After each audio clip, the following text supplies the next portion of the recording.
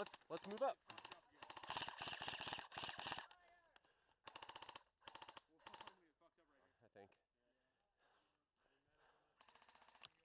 I think.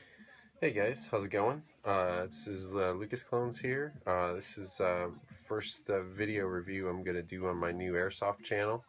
And today I'm going to be reviewing one of my primary weapons. I've had this weapon now for, let's see, I got it probably June of last year, 2014. It's now 2015 March. So I've had this for the good part of a year. And I've had an opportunity to use it a lot, and this is my KWA CQR MOD 1 rifle. Now, of course, you can tell just by looking at it right away that it is not a stock rifle. I've done some upgrades to it from the out-of-the-box version of it and added some attachments, and I'm going to talk about all of those as well in this review. But I'd want to say that the KWA CQR Mod 1 is part of the CQR series that KWA put out. These rifles are meant to be affordable. They're right around 200 bucks. Part of the reason why they're so affordable is that they come with a mostly polymer body. In fact, originally on my rifle, the only thing on my rifle that was metal was obviously the barrel, and the flash hider is metal, and the upper receiver was metal. I have since, and the handguard was a polymer, just a regular handguard, and the stock was an LE stock polymer. I have since changed a lot of things.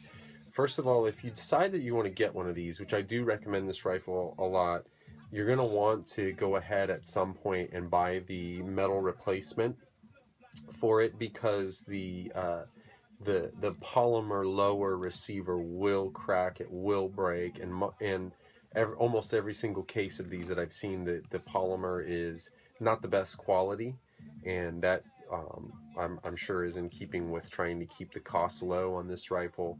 And once it cracks, this has a two-piece hop-up in it. Once these two receivers start to separate a little bit, the rifle's going to misfire, and it's going to pretty much render the rifle useless until you can get that metal lower replaced. Adding a metal lower to it has other advantages other than alleviating the cracking. It feels like a much more solid rifle. Before, when I had this rifle with the polymer and I would set it down from the weight, it would kind of wobble a little bit, and I'm sure that's what caused the cracking on it. So that being said, the handguard, I deleted that. I put an upper rail. I don't know the brand of it. I bought it off eBay for like 45 bucks. It's a really good rail. I had to move the triangle forward a little bit. This is a drop-in rail system, but it was a little bit oversized for the distance between the delta ring and the triangle, so I had to knock these pins out and move the triangle forward to get it on there. But now it's on there.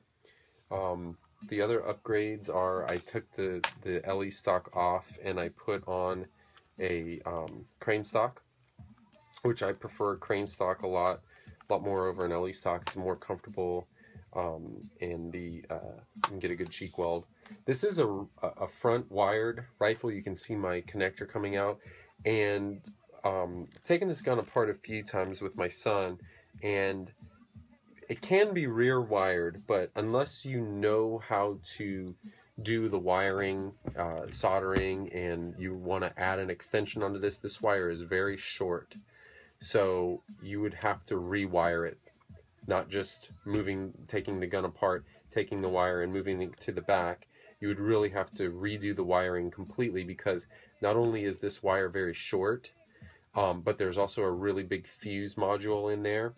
And even though I have a really skinny stick lipo, I can't, because of that fuse and just the clearance that's inside of this forward rail, I can't get the stick lipo in there, which is not a big deal. I had a battery box PEC 2 on this for a long time, and that solved the problem of where I put my battery.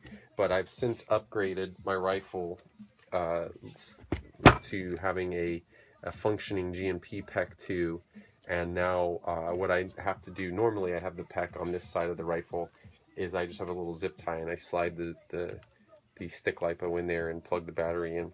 That works pretty good.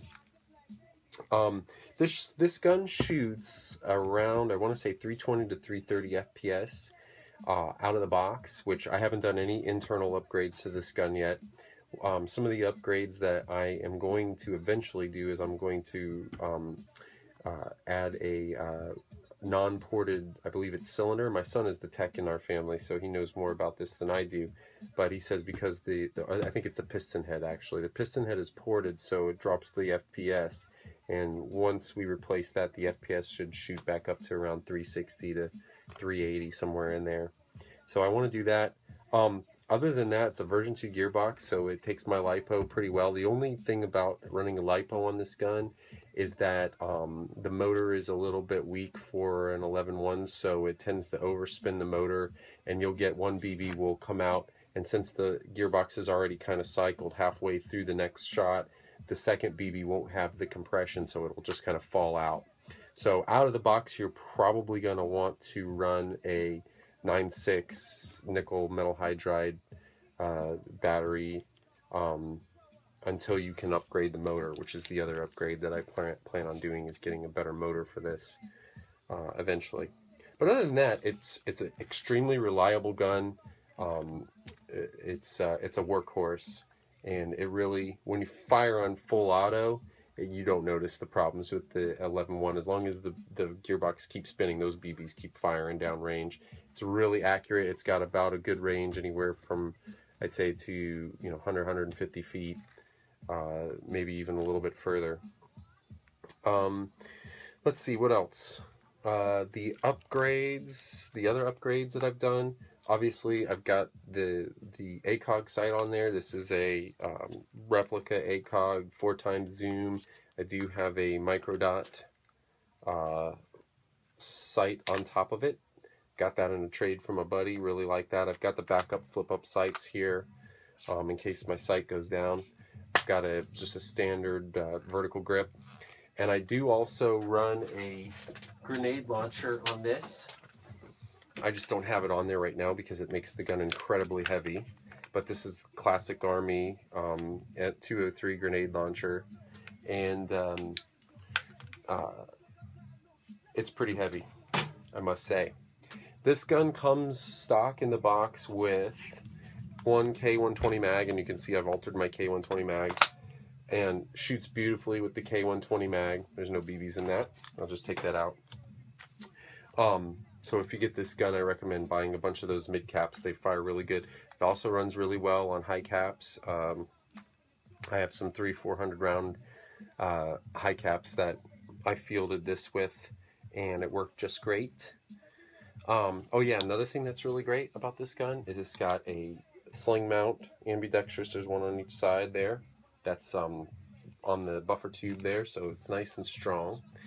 And then the last thing here that I haven't talked about is I've talked about it a little bit, but this is my GMP Pec 2. Got this I bought this off of a buddy used. It normally goes for, I think, around 80 or 90 bucks. And I got a little bit cheaper. Of course, it is missing the pressure pad. I'm going to have to replace that. It's about 20 bucks. It goes back here, but it's definitely well worth it. This laser sight is pretty cool. It's really bright. The laser is really visible. The light is really strong. I don't know how many lumens, because obviously I didn't buy this new, so I don't know what the specs on it are. I've seen a few YouTube videos about it. But anyhow, like I said, if you're considering on getting a really reliable M4, apart from the problems with the lower receiver and the problems with the wiring, this is I would recommend it. Oh, and the ported piston head, which are all things that can be fixed. It's a really good gun. It's not going to let you down. Hasn't let me down so far. So anyhow, that is the review that I have for my KWA CQR Mod 1. And I'm probably going to be doing a review on my VFC 416 in a couple of days here. I'm actually getting some replacement parts for it, and once I get those and get it all put back together the way that I want it, I'll probably do a video on that one. So I hope you guys liked my review. I hope it was helpful. If I got anything wrong, feel free to comment below and let me know whatever I said that was wrong. I'm not an expert on airsoft, so I've only been playing for about 1.5 years, so I'm relatively new to the sport. But other than that, I hope that helped, and see you guys later.